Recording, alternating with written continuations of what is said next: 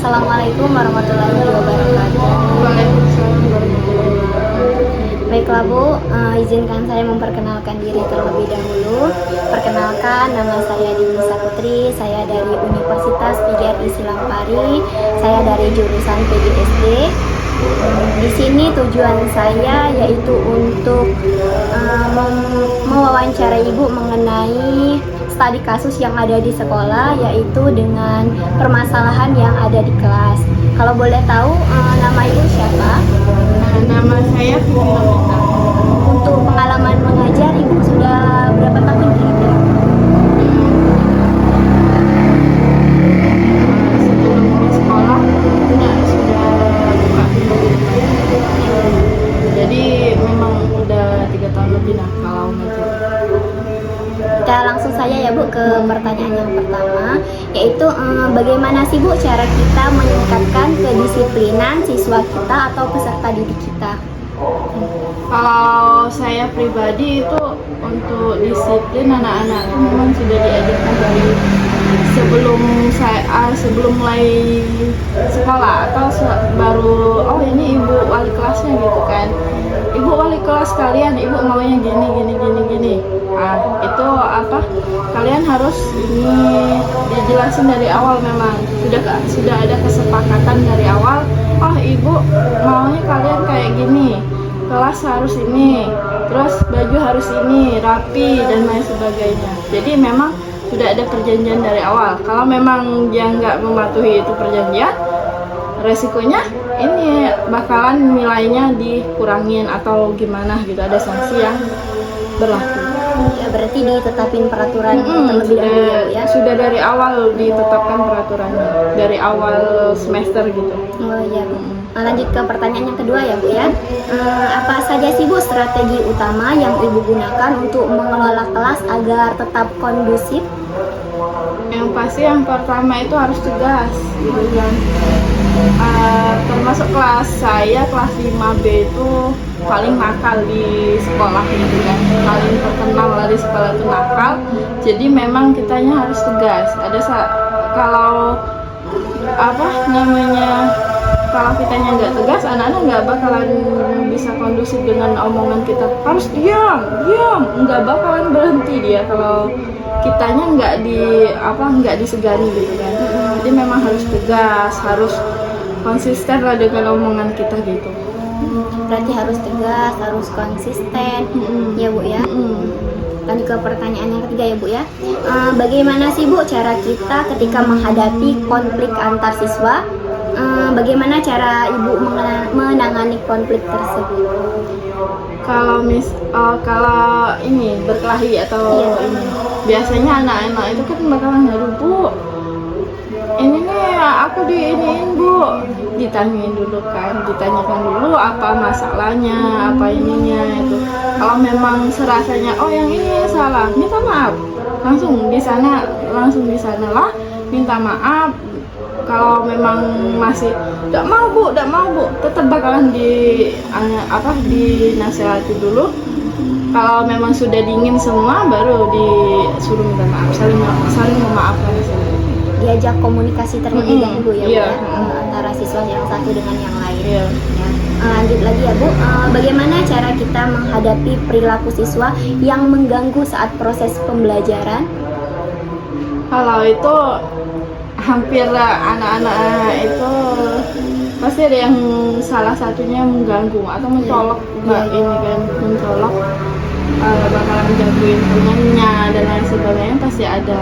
Yaitu kadang anak itu ditegur, kalau kita tegurnya secara keras dia bakalan dongkol. Jadi tegurnya ya udah, padahal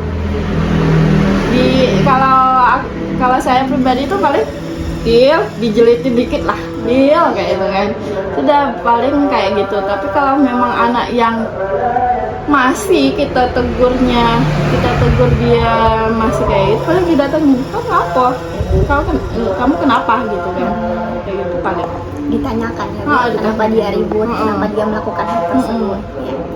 Lanjut lagi ya Bu, bagaimana cara Ibu dalam mengelola karakter atau kebutuhan yang berbeda-beda di dalam kelas? Kalau saya pribadi itu anak anak-anak tuh beda-beda banget.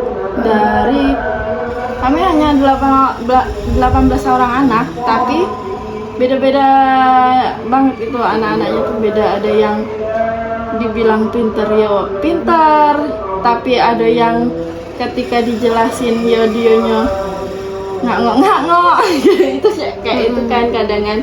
Tapi kalau saya pribadi sih untuk perbedaan karakter itu saya sebagai gurunya gitu harus memahami banget itu karakter anak-anak itu kan. Jadi anak-anak ini, oh anak ini harus dilembutin gitu kan, oh anak ini harus dikasih dulu contohnya gitu kan, oh anak ini harus diperhatiin, diiniin dulu, jangan dikasarin. Ada anak itu yang dikasarin malah dongkol ada, memang salah satunya itu ada yang dongkol. Itulah tadi yang katanya itu yang paling nakal tuh. Jadi memang, tapi anak itu tuh kalau kita baikin dia bakalan baik kayak gitu. Itu istilahnya Fadil, kau ini tidak bakalan dia nulis. Fadil, kau nulis agak baru ibu kasih nilai. Ibu tungguin kau sampai istirahat baru gerak dia. Tapi kalau Fadil, kau harus selesai ini. Kalau tidak selesai, ibu hukum. Wih, nambah tidak nulis dia. Kayak itu kan. Jadi terus ada juga anak-anak yang kayak caper lah ya, cari perhatian kayak itu. Ini dia harusnya apa? Dia tuh bisa. Dia tidak galak, tidak mau nulis gitu. Kadang kita ya udah dia kan cari perhatian, ya udah kita perhatiin dia kayak itu kan. Terus ada anak-anak yang malesnya bukan males lagi, dia yang masih ada yang nggak bisa baca di sekolah tuh, masih ada yang nggak bisa baca gitu kan. Jadi dia omongin, dinasihatin dulu. Kalau dia udah galak baca di rumah kayak mana kayak itu kan. Pokoknya penuh nasihat semua anak-anak beda-beda karakter, tapi nanganinnya ya dengan nasihat. Nggak bisa anak itu yang rasa krusunya kayak dimarahinnya itu nggak bisa. Ya berarti kita itu harus memahami karakter-karakter para siswa terlebih dahulu ya Bu ya. Karakter siswa yang satu, karakter siswa yang kedua, dan kita juga harus menanganinya itu dengan menasehati. Iya.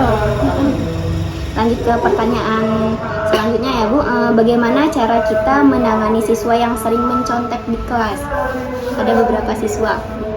Ada, paling nggak terlalu banyak, tapi kalau di sekolah di kelas itu mungkin karena takut tadi kan. Memang dari awal harus penerapan konsisten tadi, dari awal nggak boleh mendadak, harus kerjain masing-masing, dan bangkunya pun mereka satu-satu, nggak ada yang dua-dua kayak dulu itu enggak. Jadi kalau memang ada salah satunya itu kan nggak mungkin kita tuh lihat terus murid tuh kan, pasti adalah yang keselip nggak tahu dia nyontek gitu kan. Kalau memang dia ketahuan mencontek gitu, paling ditegur gitu, kerjain sendiri gitu kan, di buku kan udah ada, paling dinasehatin dan lain sebagainya. Dari beberapa pertanyaan ini Bu, hal apa saja Ibu yang menurut Ibu permasalahan yang paling sulit Ibu tangani saat mengajar kelas 5B?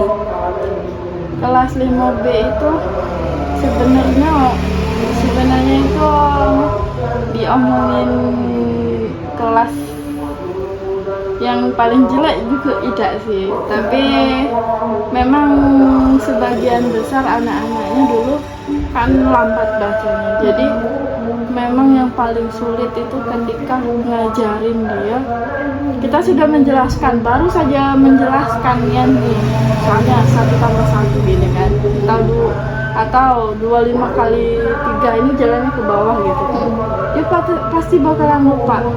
Padahal ketika kita nanya, paham Bu, katanya kita kasih nih soal persis, padahal 25 kali 3 gitu kan, yang di latihan kita 35 kali 4 gitu, sama aja kan sebenarnya, jalannya juga bakalan sama juga. Tapi itu tadi mudahnya anak itu lupa gitu, hampir merata anak tuh lupa, termasuk yang lain satu. hanya satu, kok lupa terus gitu kan, anak guru juga gitu.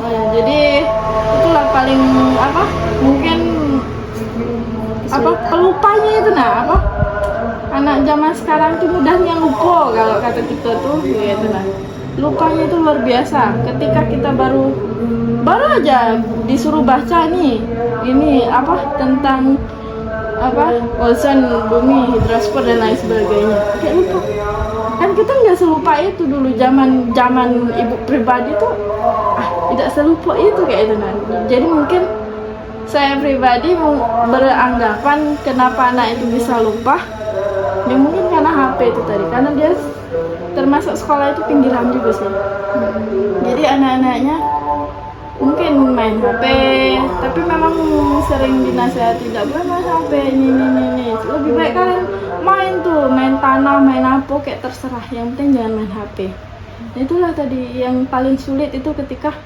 udah dijelasin dia lupanya tuh luar biasa kayak itu hampir sebagian anak tuh lupa kayak itu tapi memang nggak setengahnya enggak tapi ada beberapa kayak itu yang mudahnya lupa kayak itu lupa terus susah dijelasin terus masalah yang kedua itu ada 1, 2, 3 anak yang belum bisa baca jadi kalau percuma juga kita ngajarin dia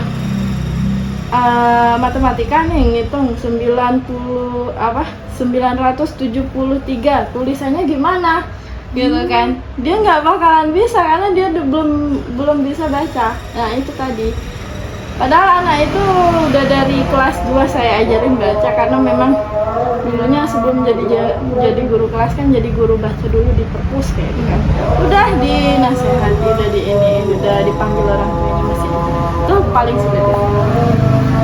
Mungkin dari anaknya sendiri yang memang kurang ada kemauan untuk belajar ya Bu mungkin juga kurang perhatian sama orang tua ini karena memang ada faktor di belakang itu ibunya nggak ada kerja katanya kayak itu jadi memang paling di sekolah aja dia bacanya ini ketika memang di kelas itu ketika sebelum mulai belajar masih baca buku tetap baca buku dia sendiri tapi ini disuruh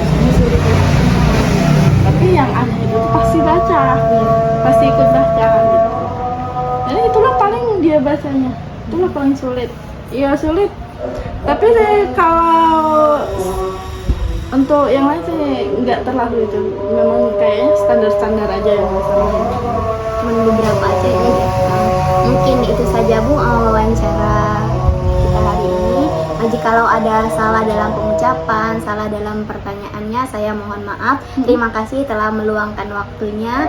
Saya akhiri. Wassalamualaikum warahmatullahi